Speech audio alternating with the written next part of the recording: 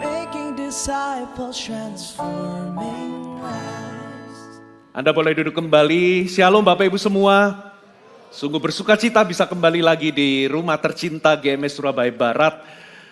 Hari ini saya akan sampaikan firman Tuhan karena ini di bulan Februari. Saya sengaja akan sampaikan kebenaran mengenai relationship. Saya memberikan judul hari ini adalah hikmat untuk kita bisa membangun hubungan yang sehat. Ada 5 tema yang berbeda-beda, saudara. Dan di ibadah pagi ini saya khusus akan bicara bagaimana kita bisa membuang racun di dalam hubungan kita. Saudara, tahukah saudara bahwa kualitas hubungan kita dengan orang lain itu menentukan kualitas kehidupan kita. Kalau saudara punya orang-orang yang Anda kasih di sekeliling saudara, baik itu keluarga, teman kerja, atau bahkan teman gereja, kualitas hubungan Anda dengan orang-orang tersebut itu menentukan kualitas kehidupan saudara.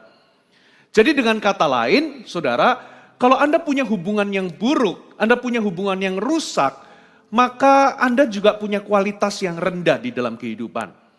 Bahkan ada penelitian, saudara, di Amerika sejak tahun 1938 berlangsung sampai 80 tahun lebih sampai hari ini. Meneliti kurang lebih ada 700 sekian orang diteliti dari sejak umur saudara masih remaja, diteliti sampai 80 tahun kemudian sampai hari ini masih berjalan. Tujuan penelitiannya adalah untuk melihat apakah ada korelasi antara kualitas hubungan mereka dengan yang namanya kebahagiaan. Ternyata saudara ditemukan, saudara, kualitas hubungan seseorang dengan sesamanya itu sangat berhubungan langsung dengan kebahagiaan, kesehatan, bahkan daya ingat. Ditelitinya itu betul-betul secara medis. Ternyata kalau Anda mau sehat, kalau Anda mau bahagia, kalau Anda nggak mau cepat pikun, saudara harus punya hubungan yang berkualitas. Hubungan kita dengan sesama kita menentukan kualitas kehidupan kita, saudara. Nah, itulah sebabnya penting kita ini mengerti hikmat-hikmat di dalam kita membangun hubungan. Satu kali kelak, saudara, ketika kita di sorga, ketika Tuhan itu meminta pertanggungjawaban kepada kita, saudara, Tuhan gak akan tanya seberapa kaya kita, seberapa suksesnya kita, Tuhan gak akan tanya itu. Tapi yang Tuhan tanya adalah bagaimana hubunganmu, kualitas hubunganmu. Pertama dengan Tuhan, kedua dengan orang-orang atau dengan sesama. Bahkan firman Tuhan katakan, saudara, kita ini mengasihi Tuhan itu dengan cara mengasihi sesama. Satu kali ada seorang saudara, orang yang pintar, ahli Taurat, ahli hukum, datang kepada Yesus. Tanya, mana yang paling penting? Apa sih yang paling penting dalam hidup ini? Apa hukum yang paling penting? Atau yang terutama? Yang itu bisa dijadikan patokan yang terpenting di dalam kehidupan kita. Yesus menjawab, kasihilah Tuhan Allahmu dengan segenap hatimu, jiwamu, kekuatanmu, dan akal budimu. Itulah perintah yang pertama dan yang terutama. Tapi ada perintah yang kedua yang tidak kalah penting, yaitu kasihilah sesama manusia seperti dirimu sendiri. Jadi dengan kata lain, kita mencintai Tuhan itu juga dengan cara kita mencintai sesama, mengasihi sesama kita. Berarti kualitas hubungan kita itu sangat erat dengan yang namanya kerohanian kita. Penting, saudara.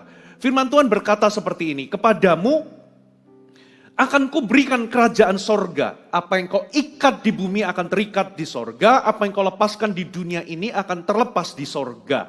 Saudara, terjemahan bahasa Inggrisnya itu bukan sekedar kunci, tapi kunci-kunci kerajaan sorga. Tuhan itu sudah memberikan kita kunci. Kunci itu lambang otoritas, kunci itu juga lambang dari rahasia kerajaan Allah. Jadi hari ini kalau kita itu ada dalam kerajaannya, kalau kita itu lapar, saudara, kita nggak bisa salahkan Tuhan. Kenapa? Karena Tuhan sudah memberikan kunci kepada kita. Jadi kalau engkau lapar, engkau harus buka pintu dapur atau ruang makan. Kalau saudara kelelahan, Saudara nggak bisa menyalahkan Tuhan karena sebetulnya kunci sudah di tangan kita. Itulah sebabnya Tuhan itu berkata kepada murid-muridnya, kepadamu telah kuberikan rahasia kerajaan Allah. Katakan amin. Berarti kunci itu bicara tentang otoritas dan bicara tentang rahasia. Tapi kebenarannya begini, hanya gara-gara Anda punya kunci, tapi kalau Anda nggak tahu misalnya Anda itu punya kunci mobil, tapi Anda nggak tahu ini mobil diparkir di mana, di lantai mana, dan ini kunci untuk mobil apa, maka kunci itu tidak akan berguna bagi kita. Nah begitu pula Bapak Ibu, Saudara, Tuhan itu sudah memberikan rahasianya, yaitu firman Allah. Kunci-kunci kerajaan Allah, khususnya di area membangun hubungan. Kita perlu mendapatkan hikmat daripada Tuhan. Saudara, kita perlu dapatkan kunci itu, dan kalau hari ini Anda punya hubungan itu rusak dengan sesama, dengan orang lain, pemulihan itu terjadi atau tidak dalam kehidupan kita, itu tergantung kita, bukan lagi tergantung Tuhan. Apakah kita mau gunakan kunci itu? Apakah kita ini mau betul-betul membuka rahasia kunci itu untuk pemulihan rumah tangga kita atau tidak? Kita akan belajar hari ini, saudara. Apa sih yang menjadi kunci di dalam membangun hubungan? Ternyata kunci untuk membangun hubungan tidak lain tidak bukan. Tuhan sendiri yang mengajarkan. Fondasi dari hubungan itu harus kasih. Katakan kasih. Saudara. Nah masalahnya di dalam kita membangun hubungan tanpa sadar kita tidak mengasihi. Memang terkesan klise ya. Ya memang sudah tahulah Pastor Puji kita ini membangun hubungan memang harus mengasihi. Tapi hari ini izinkan saudara firman Tuhan membuka apa saja sih yang bukan kasih. Yang tanpa kita sadari mungkin atas nama niat baik kita melakukannya tapi sebetulnya itu bukan kasih. Itulah sebabnya kenapa kita punya hubungan itu nggak baik. Bapak Ibu, Saudara, kalau Anda itu punya biji kopi, itu bijinya itu rusak atau busuk, tidak peduli Anda itu mau kasih tambahan susu atau tambahan krim yang enak atau gula, kalau biji kopinya itu rusak, maka kopinya juga nggak akan berkualitas. Kopinya juga nggak akan enak. Begitu pula di dalam kita membangun hubungan. Saudara, kalau kita itu di dalam membangun hubungan itu, saudara, kualitas kita di dalam membangun hubungan itu gak bagus, maka itu akan menentukan, saudara, kualitas dari kehidupan kita atau dari hubungan itu sendiri. Tanpa sadar, saudara, kita gak membangun hubungan itu atas fondasi atau landasan kasih. Nah itu yang saya namakan sebagai racun di dalam hubungan. Katakan racun di dalam hubungan. Nah hari ini dengan cepat saudara.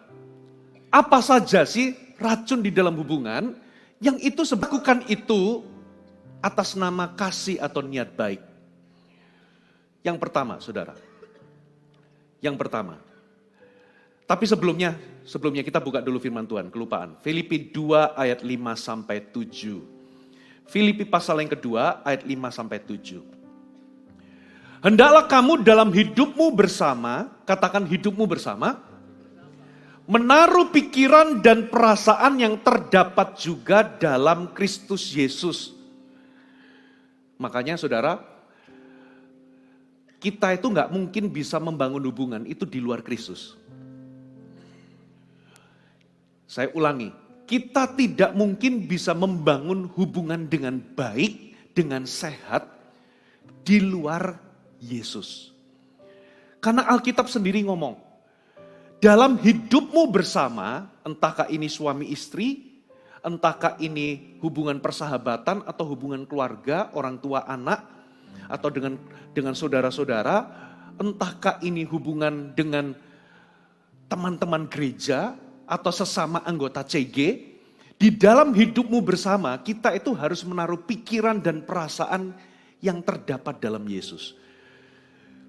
Jadi di luar Yesus, kita sebetulnya nggak bisa membangun hubungan yang sehat. Dan membangun hubungan atau hidup bersama itu nggak mudah. Makanya banyak orang itu kepengennya hidup sendiri. Kenapa? Ini juga menjelaskan kenapa beberapa orang itu, saudara, menghindari CG. Karena ketika Anda hidup bersama, itu nggak mudah, saudara. Anda punya potensi dikecewakan, betul ya? Anda punya potensi dilukai. Saudara, Anda punya potensi disalahpahami. Termasuk kebalikannya. Bukan hanya dilukai, disalahpahami, dikecewakan, tapi Anda juga bisa melukai, menyalahpahami orang, bahkan mengecewakan orang. Makanya hidup bersama itu nggak mudah. Orang kepengennya itu hidup sendiri. Lalu dikatakan begini, yang walaupun dalam rupa Allah tidak menganggap kesetaraan dengan Allah itu sebagai milik yang harus dipertahankan, melainkan telah mengosongkan dirinya, mengambil rupa seorang hamba dan menjadi sama dengan manusia. Ayat selanjutnya, bahkan ia taat sampai mati di atas kayu salib. Dengan kata lain, saudara, kalau Anda mau hidup bersama, kita harus punya pikiran dan perasaan yang sama di dalam Yesus. Ternyata Yesus itu punya pikiran dan perasaan untuk membangun hubungan. Itu dasarnya itu kasih. Dan kasih itu dibuktikan lewat pengorbanan. Katakan pengorbanan. Yesus membangun hubungan itu mengajarkan kepada kita. Dasarnya harus kasih. Apa itu kasih? Kasih adalah sebuah keputusan yang kita buat untuk menguntungkan orang lain, kalau perlu kita ini berkorban. Itulah kasih. Makanya Yesus berkata, yang walaupun dalam rupa Allah ia mengosongkan dirinya, menganggap kesetaraan dengan Allah itu tidak lagi dipertahankan, tapi dia mengambil rupa seperti manusia. Bahkan ia rela taat, menderita di atas kayu salib bagi kita. Dengan kata lain, saudara, hubungan baru bisa sehat kalau kita itu mendasarinya dengan kasih. Dan kasih selalu dibuktikan dengan yang namanya pengorbanan. Ada amin, saudara. Nah, pertanyaannya sekarang, saudara. Apa kebiasaan hubungan-hubungan yang mengandung racun?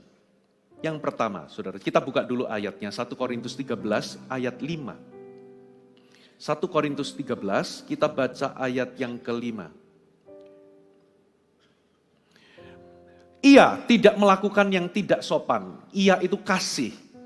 Dan tidak mencari keuntungan sendiri, ia tidak pemarah dan tidak menyimpan kesalahan orang lain. Perhatikan kata-kata kasih itu tidak mencari keuntungan sendiri. Versi bahasa Indonesia sehari-hari pakai kata begini.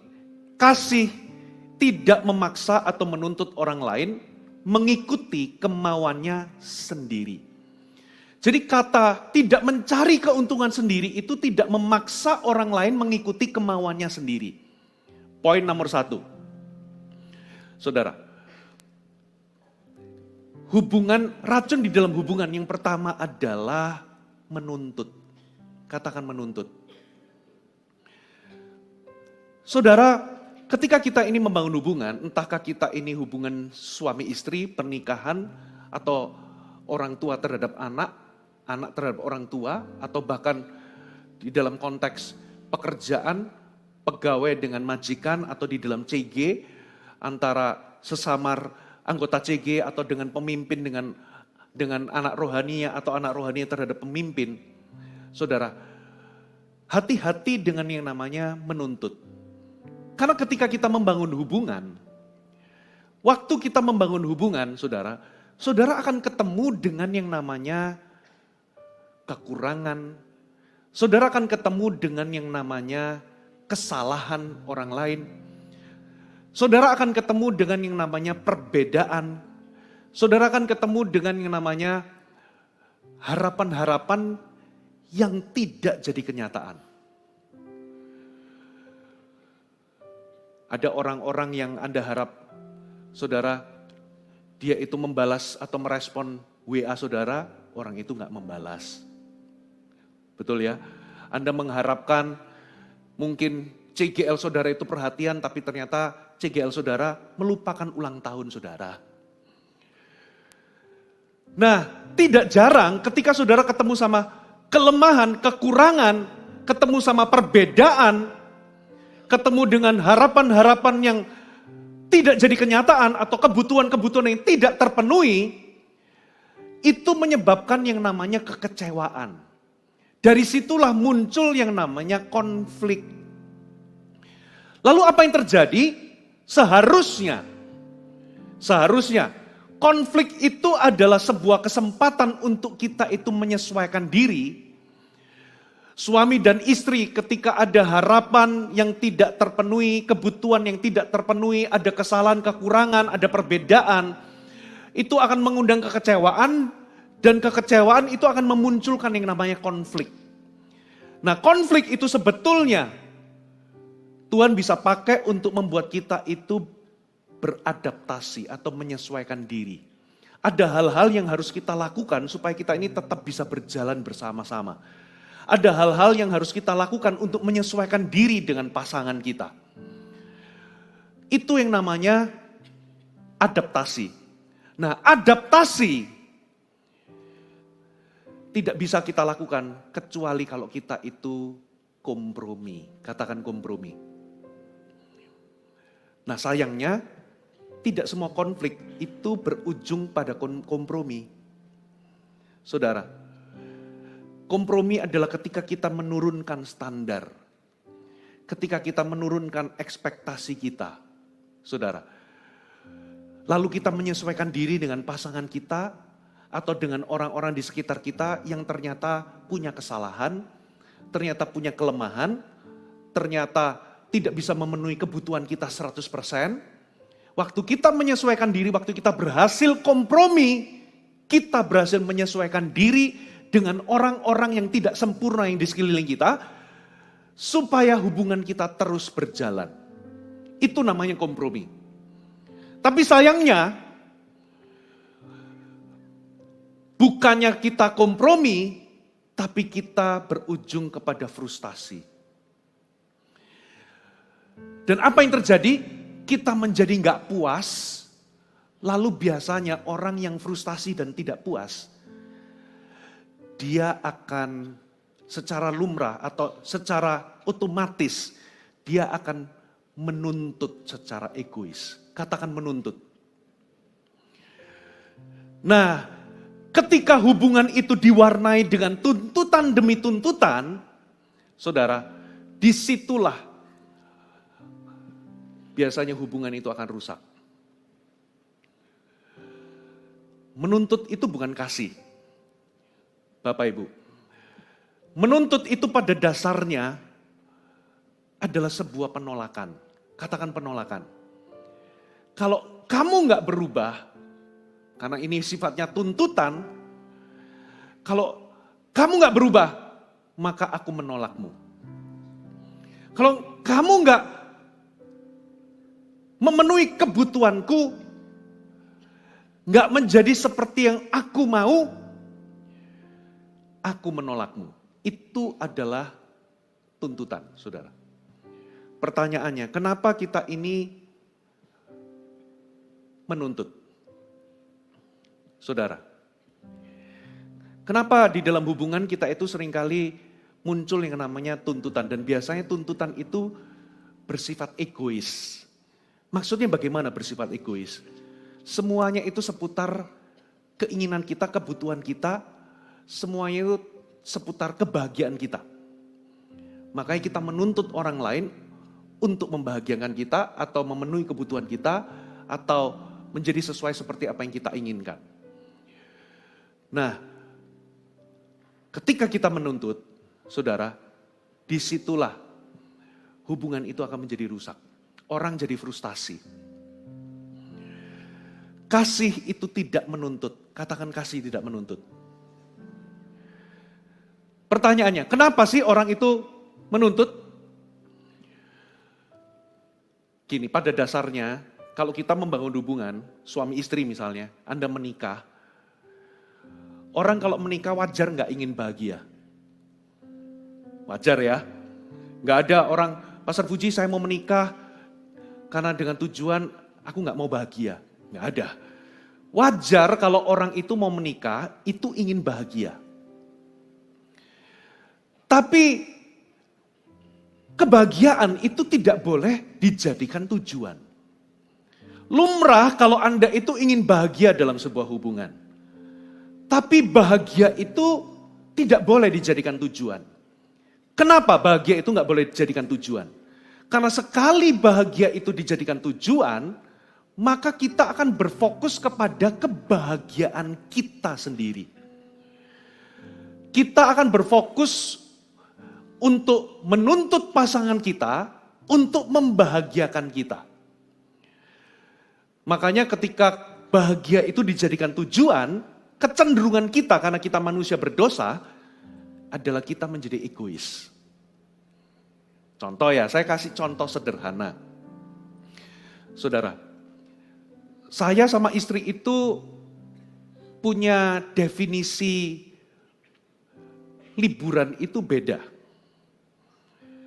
Saya itu suka pegunungan, istri saya itu suka laut. Nah, satu kali ini lagi bangun wacana, ini masih wacana.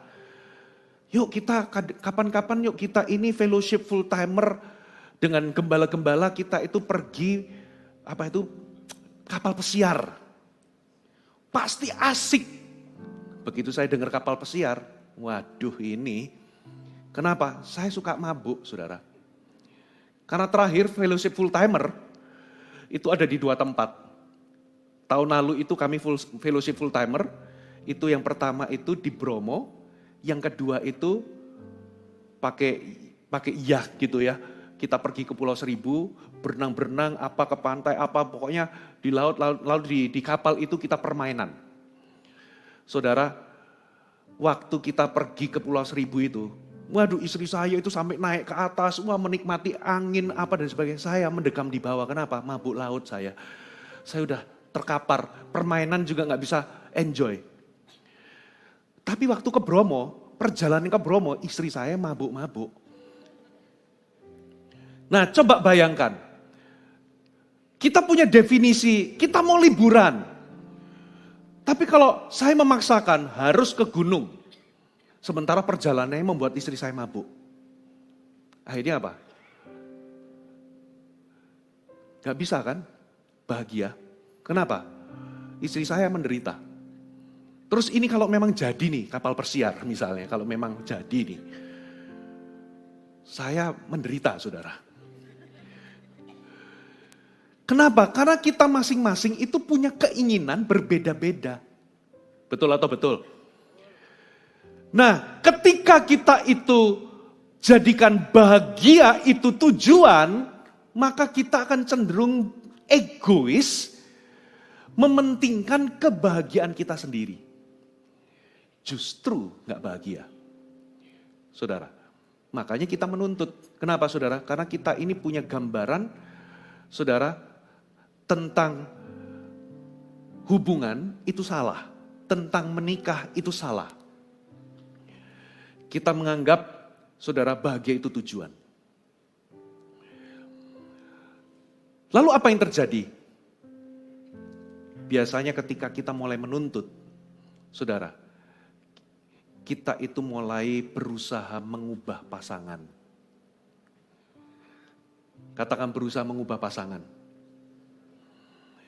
Waktu Anda membangun hubungan, saudara, katakanlah di dalam pernikahan dengan pasangan saudara.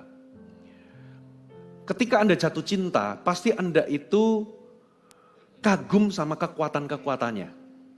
Yang setuju katakan amin. Seorang wanita kagum sama seorang pria karena dia itu punya jiwa kepemimpinan yang kuat. Tapi Anda harus tahu, namanya manusia itu gak ada yang sempurna. Manusia sudah jatuh di dalam dosa. Ternyata di balik sosok kepemimpinan yang kuat, ternyata keras kepala. Gak mau ngalah.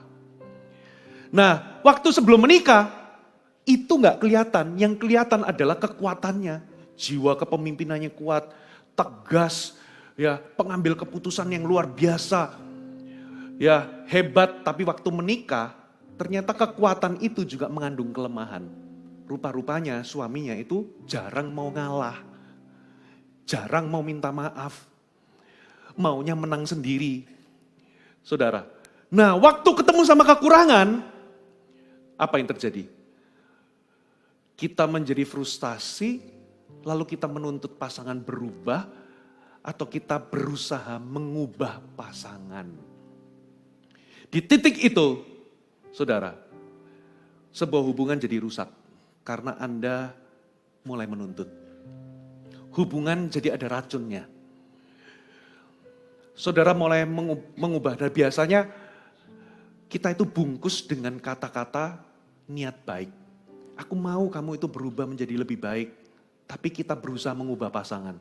Tahukah Bapak Ibu, ada hal-hal tertentu itu memang gak bisa diubah. Karakter bisa diubah. Tapi sometimes, saudara, kepribadian dasar itu gak bisa diubah.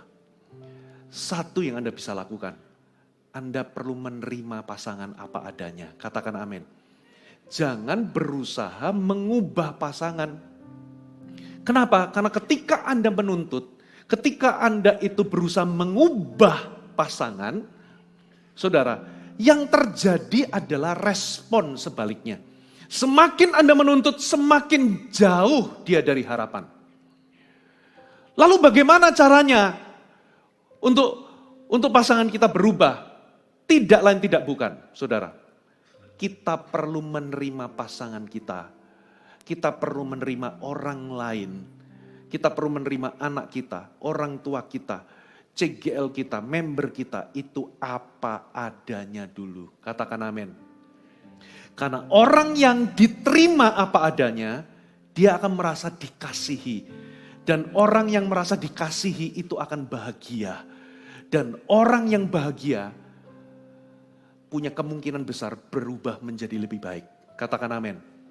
Tapi semakin Anda berusaha mengubah pasangan, semakin dia defensif, semakin resisten, semakin dia jauh dari apa yang Anda harapkan. Justru reaksi yang Anda nggak mau, itulah yang muncul. Makanya kita perlu menerima dulu. Katakan amin. Lalu setelah menerima, saudara, fokuslah untuk membuat pasangan saudara bahagia. Ini namanya membahagiakan pasangan. Katakan membahagiakan.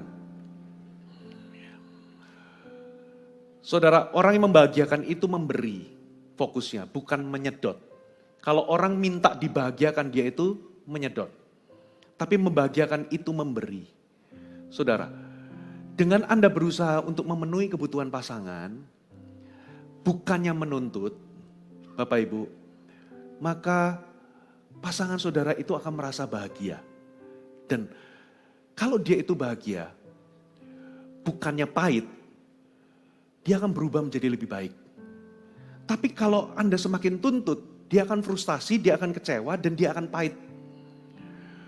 Dan orang yang pahit, biasanya dia akan memunculkan sisi-sisi buruknya itu jauh lebih banyak. Orang yang diterima, orang yang dibahagiakan itu akan memunculkan sisi-sisi yang positif dalam kehidupannya. Paling tidak, kalau dia nggak berubah, paling tidak hal-hal yang positif itu akan keluar dalam hidupnya. Katakan amin, saudara. Lalu setelah membahagiakan itu apa, saudara? Saudara fokus untuk mengubah diri Anda terlebih dahulu. Katakan mengubah diri Anda terlebih dahulu. Saya harus mengubah diri saya terlebih dahulu. Kenapa, saudara? Kenapa sih kok kita itu diajar untuk berdoa? Beberapa waktu yang lalu, saudara, saya khotbah mengenai doa. Ketika Anda itu berdoa supaya orang lain berubah, entah itu pimpinan, entah orang lain yang menyakiti saudara atau menjengkelkan saudara, termasuk pasangan, Anda berdoa supaya pasanganmu berubah, suami atau istri berubah, atau anak berubah, tapi kok nggak berubah-berubah? Jangan-jangan yang Tuhan mau ubah adalah dirimu. Satu kali Paulus itu pernah berdoa, karena di dalam pelayanannya ada utusan iblis yang diutus untuk menggocoh dia. Siapakah utusan iblis? Itulah adalah orang-orang yang merintangi, menganiaya, mempersulit kehidupannya di dalam pekerjaan pekabaran Injil. Ini adalah kesulitan, kesesakan yang dia alami. Dia berdoa supaya duri dalam daging ini dicabut. Paulus itu berdoa supaya orang-orang itu berubah. Tapi ternyata duri dalam dagingnya itu gak dicabut sama Tuhan. Tuhan gak kabulkan doanya. Dengan kata lain, orang-orang itu tetap menganiaya Paulus, orang-orang itu tetap tidak berubah. Di situ dia tahu, ternyata yang Tuhan mau ubah itu bukan orang-orang itu. Yang Tuhan mau ubah adalah Paulus. Karena dia berkata seperti ini, karena aku menerima pewahyuan-pewahyuan yang luar biasa ini, aku diberinya suatu duri dalam daging supaya aku tidak menyombongkan diri.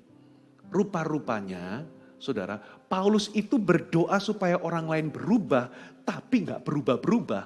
Ternyata Tuhan mau ubah dia. Makanya Bapak Ibu, kalau Anda itu berharap orang lain berubah, pasangan saudara berubah, tapi gak berubah-berubah.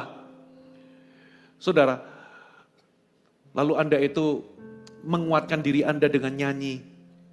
Saudara, nyanyi aku GMS Live yang tentang waktu Tuhan itu gimana? Kok saya jadi lupa? Atau kita kutip firman, aku percaya waktu Tuhan akan tiba.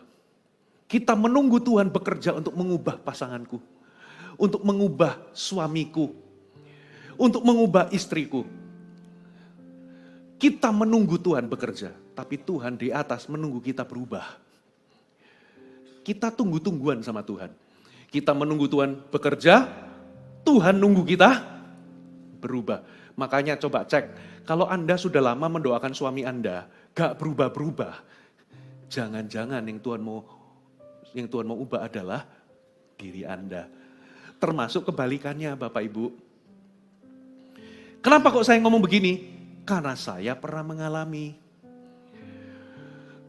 Saudara, saya pernah mengalami, saudara berinteraksi cukup lama dengan seseorang yang menurut saya, aduh itu melukai saya, menjengkelkan saya. Ini adalah orang-orang sulit di dalam kehidupan saya. Saya percaya Anda tahu orang-orang itu dalam kehidupan saudara. Siapa orang itu? Orang sulit. Katakan orang sulit. Dan biasanya orang sulit itu dekat. Coba tengok kanan kiri. Saudara berdoa, saya berdoa, enggak berubah-berubah. Rupa-rupanya, saudara, saya harus ganti doa saya. Doanya adalah bukan Tuhan ubahkan orang ini, tapi Tuhan ubahkan diriku supaya aku tahu bagaimana bisa dealing dengan orang seperti ini. Begitu saya berubah, begitu saya mengubah cara saya merespon, mengubah sikap saya, saudara, baru orang akan berubah. Katakan amin. Perubahan selalu harus dimulai dari diri sendiri. Tapi kita seringkali beda. Kita ini berusaha mengubah pasangan. Kita berusaha untuk menuntut pasangan berubah. Kalau enggak berubah, kita menolaknya. Bapak Ibu, itu namanya racun di dalam hubungan. Saudara, itu yang pertama. Yang kedua, Anda masih bersama dengan saya, amin? Yang kedua, coba kita baca sekali lagi 1 Korintus 13 ayat 5, tapi coba perhatikan kalimat berikut. Kasih, ia tidak melakukan yang tidak sopan. Versi bahasa Indonesia sehari-hari, pakai kata kasih itu tidak kasar. Katakan tidak kasar. Poin kedua, racun kedua di dalam hubungan itu adalah kasar. Kita merendahkan. Katakan merendahkan. Saudara, waktu kita ini ketemu sama perbedaan atau kekurangan, kelemahan pasangan, saudara, atau kelemahan orang lain, Apa yang kita lakukan, saudara? Pertama, kita akan ngomel, saudara. Apalagi kalau itu orang-orang rumah. Kita akan mengkritik. Dan kalau itu terus-menerus kita lakukan, biasanya kita akan masuk di dalam yang namanya kita menjadi kasar. Apa bedanya? Kritikan yang membangun dengan kasar. Bedanya di sini. Kalau kasar, di balik kritikan itu biasanya Anda akan kasih atau sematkan yang namanya label. Label ini biasanya negatif.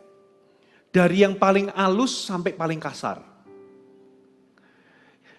Contoh, saudara, kalau Anda itu jengkel atau kesal, karena mungkin kepribadian dari suami saudara itu adalah orang yang stabil, penuh dengan pertimbangan.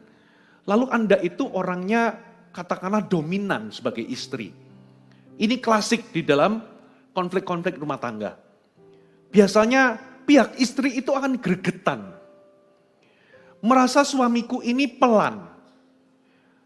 Padahal, saudara, di balik kepribadian suami yang penuh dengan pertimbangan, itu ada sisi positifnya.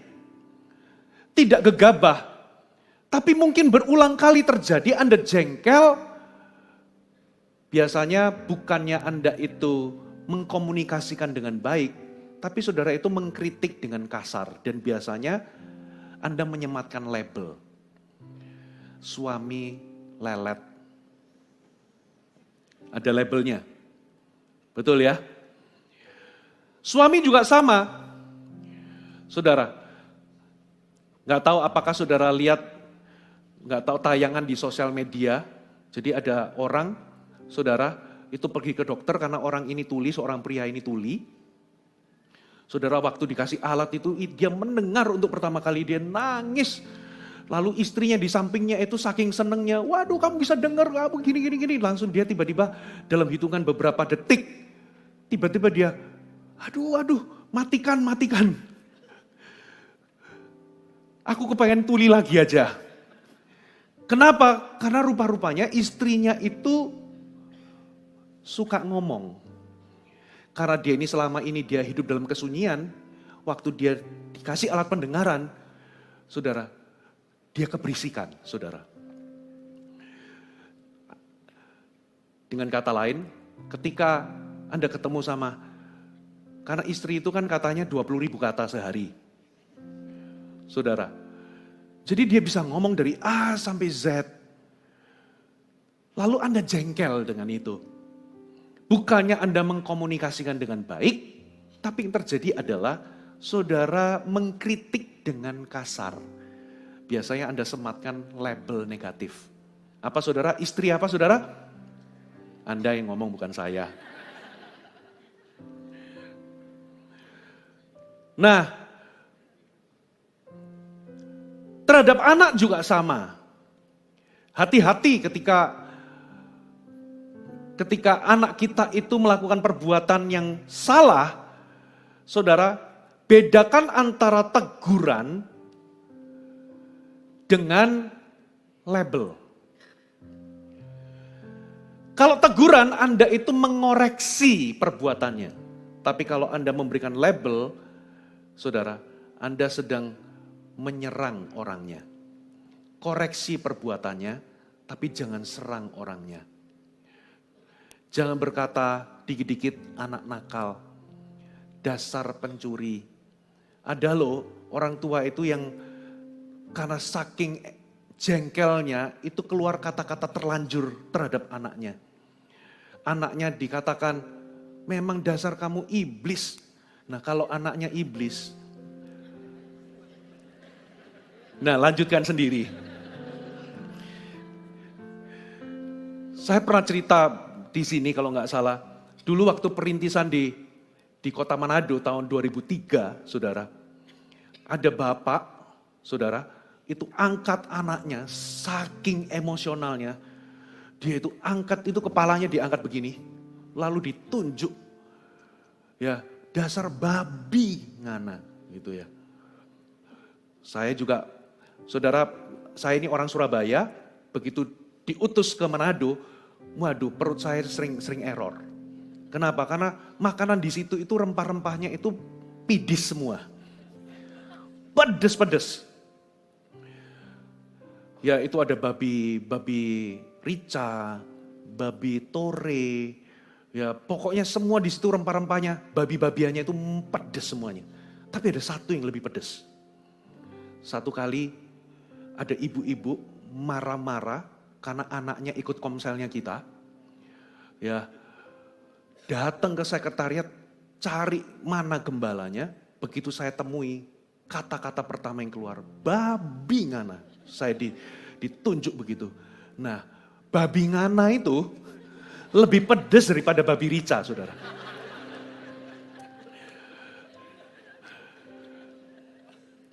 Nah, lihat ya, dari dasar suami lelet, istri cerewet, istri nggak tahu aturan, sampai apa saudara? Waduh, karena kamarnya berantakan misalnya, hidup sama kamu itu kayak hidup sama babi. Lanjutkan sendiri. Mulai keluar kebun binatangnya, nah itu namanya kasar. Saudara, kasih itu tidak kasar. Firman Tuhan itu ngomong, saudara ternyata Tuhan itu tidak hanya peduli dengan benar atau salah saja. Tapi Tuhan itu peduli dengan kasih.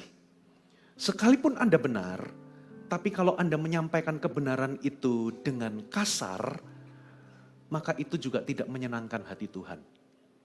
Katakan amin. Tuhan peduli dengan kebenaran. Tapi Tuhan juga peduli dengan yang namanya kasih. Anda bisa mengkritik pasangan saudara, menyatakan kebenaran, tapi dengan cara yang sangat menyakiti. Dengan cara merendahkan. Nah, begitu kita itu masuk di dalam pasangan, saudara, awal-awal waktu Anda pacaran pasti kan sopan-sopan. Pasti Anda akan behave. Tapi begitu Anda masuk di dalam rutinitas kehidupan, makin kenal Anda sama pasangan, makin kenal Anda sama orang, kita itu makin apa saudara? Makin nggak punya topeng, betul ya? Anda waktu pacaran, maaf. Berani nggak Anda buang angin di depan pacar? Nggak berani. Tapi kalau sudah menikah, sudah kenal lama, saudara, Anda apalagi di kamar gitu kan, sudah nggak ada malu-malunya. Nah begitu kita masuk di dalam rutinitas itu, tanpa sadar saudara, kata-kata kita itu seringkali merendahkan pasangan. Merendahkan orang. Dan itu bukan kasih, itu racun di dalam hubungan. Saudara, kita harus singkirkan itu semua. Kita harus belajar menghargai orang lain seperti Yesus menghargai kita. Saudara, kita itu dihargai Tuhan. Yang pertama, Dia menciptakan kita. Berarti kalau kita ada itu karena Tuhan menginginkannya. Saya ulangi. Entahkah saudara itu lahir dari hubungan yang terlarang, yang orang lain katakan Anda anak haram, sebetulnya nggak ada anak haram, yang ada orang tua haram. Saudara, mungkin Anda lahir karena kecelakaan tidak direncanakan. Tapi kalau kenyataan Anda ada, itu karena Tuhan menginginkan Anda ada. Dan kita ada itu karena pasti Tuhan punya tujuan yang mulia. Katakan amin. Itu sebabnya kita itu mulia berharga di mata Tuhan. Karena Tuhan itu setting kita ada itu karena Tuhan punya tujuan yang mulia. Lalu yang kedua, kita berharga karena Tuhan sendiri, Yesus itu menebus kita. Bukan dengan emas dan perak, bukan dengan barang fana. Tapi dengan darah yang mahal. Dari nilai yang Dia bayarkan untuk menebus kita. Anda tahu seberapa bernilainya kita. Kita itu seharga nyawanya Yesus. Saudara, kalau anak saudara diculik, penculiknya minta 1 M. Saudara, kalau Anda datang cuman kasih 100.000, anaknya dilepas enggak? Enggak dilepas, karena kurang. Saudara, kita itu dibayar lunas. Bukan dengan emas perak. Karena harga kita mahal. Kita itu dibayar dengan nyawanya Yesus. Berarti kita itu berharga, bernilai. Katakan amin. Nah, dari sini kita bisa tahu, kita itu berharga di mata Tuhan. Itu sama seperti emas. Saudara, kalau Anda punya satu bongkah emas, mau Anda injek-injek emasnya, mau Anda ludahin emas itu, mau Anda kasih kotoran, mau Anda rendah-rendahkan, Anda injak-injak, Anda buang di lumpur, Anda buang di selokan, apakah nilai emas itu berubah? Enggak berubah, saudara. Mau emas itu mau Anda banting-banting, Anda buang seperti kayak enggak berharga, apakah itu mengubah nilai emas? Tidak. Permata atau diamond, sekalipun itu ada di kotoran babi, itu enggak mengubah nilai dari diamond itu. Dengan kata lain, Bapak Ibu, kita harus menghargai orang lain seperti Tuhan menghargai. Jangan pernah merendahkan orang. Katakan amin. Dan kalau hari ini Anda merasa direndahkan sama orang, ingat satu hal. Emas itu walaupun diinjak-injak, itu enggak mengurangi nilai. Kalau Anda dihina orang, Anda dikata-katai kasar sama orang, kamu enggak bisa apa-apa, kamu bukan siapa-siapa, kamu itu orang rendahan. Saudara, apa yang orang lain katakan terhadapmu tidak mengubah nilaimu sama sekali. Karena kita berharga di mata Tuhan. Yang ketiga, saudara. Racun yang ketiga adalah kita melampiaskan yang namanya kemarahan. 1 Korintus 13, coba lihat sebuah kalimat dikatakan, ia tidak pemarah. Katakan pemarah. Terjemahan yang lain itu pakai kata kasih itu tidak mudah marah atau tidak mudah tersinggung. Ketika Anda di dalam hubungan, sekali lagi ketika Anda ketemu dengan kekurangan, kelemahan, atau bahkan kesalahan dari orang lain atau pasangan, saudara, reaksinya adalah Anda kecewa, Anda terluka. Dan kalau Anda tidak bereskan yang namanya kemarahan tersebut, Alkitab katakan, kalau engkau menjadi marah, saudara, jangan tidur atau jangan biarkan kemarahanmu itu tetap tinggal sampai matahari terbenam. Dengan kata lain, Alkitab itu memberikan kita suggest. Pada hari Anda dilukai, pada hari itu juga Anda harus bereskan hatimu. Pada hari Anda dikecewakan, hari itu juga Anda perlu bereskan. Di hari di mana Anda itu marah, jangan Anda simpan kemarahan itu sampai besok hari. Dengan kata lain, sesegera mungkin bereskan kemarahan. Karena kalau kemarahan itu dipendam, satu titik, saudara, itu akan keluar, Anda akan lampiaskan kemarahan itu. Dan kemarahan yang dilampiaskan itu merusak hubungan.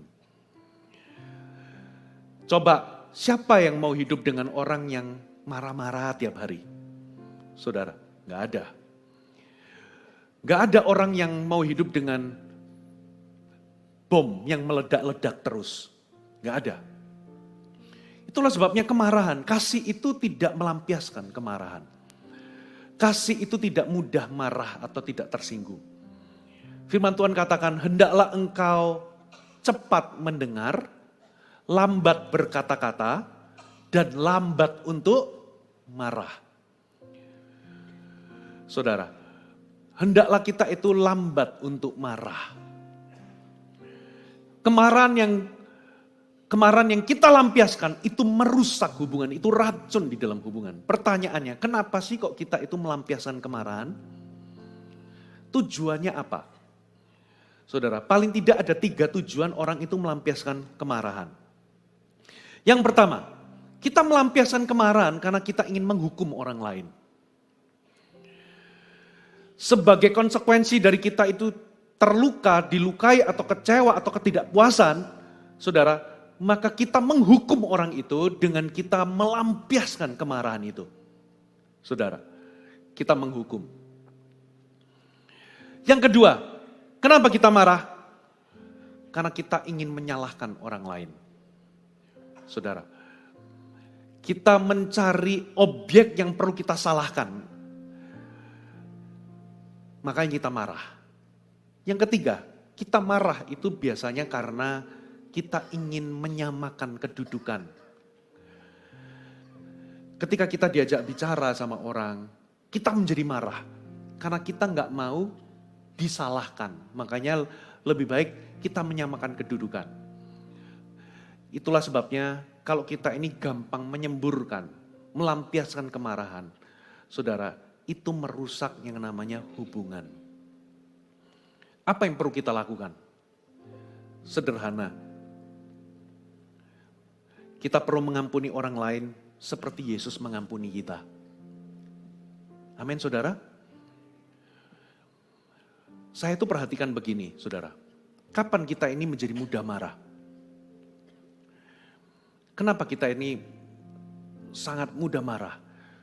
Karena kita merasa benar. Ketika kita merasa benar, kita itu merasa punya hak untuk melepaskan kemarahan. By the way, marah itu tidak dosa. Marah itu adalah sesuatu emosi yang Tuhan berikan. Lengkap dalam kehidupan kita. Kita bisa sedih, kita bisa tertawa, kita juga bisa menangis, kita juga bisa merasa bahagia, termasuk kita juga bisa marah. Tapi kemarahan yang kita lampiaskan, itu biasanya akan melukai orang lain. Nah, kenapa kita itu marah? Atau cenderung mudah marah? Karena kita itu punya harapan tidak realistis sama orang lain. Kalau Anda nggak mau cepat marah, saudara perlu menurunkan ekspektasi saudara terhadap orang lain. Katakan menurunkan ekspektasi. Kita itu berinteraksi dengan orang-orang berdosa, Bapak Ibu. Loh, saya kan marah demi kebenaran. Alkitab katakan, hendaklah kita itu lambat untuk marah. Jangan biarkan kemarahanmu itu, gak ada cepat bereskan. Kenapa? Karena Alkitab katakan kemarahan manusia tidak mengerjakan kebenaran di hadapan Allah. Yesus pernah marah gak? Yes. Yesus pernah marah di bait suci. Karena bait Allah itu dijadikan sarang penyamun. Yesus pernah marah. Loh kalau begitu kita bisa dong mencontoh Yesus.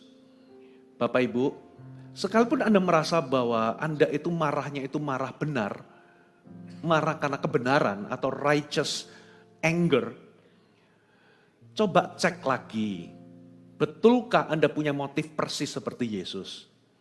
Biasanya motif kita marah itu karena kita ingin melampiaskan kejengkelan kita, kita ingin menghukum. Bukan karena membela kebenaran, tapi lebih kepada karena kita itu sudah tersinggung. Betul atau betul? Makanya Alkitab katakan kemarahan manusia bukan kemarahan Allah. Kemarahan manusia itu tidak mengerjakan kebenaran. Kapan kita itu menjadi mudah tersinggung? Karena kita punya harapan terlalu tinggi terhadap manusia. Kita berharap orang-orang di sekitar kita itu sempurna seperti Yesus.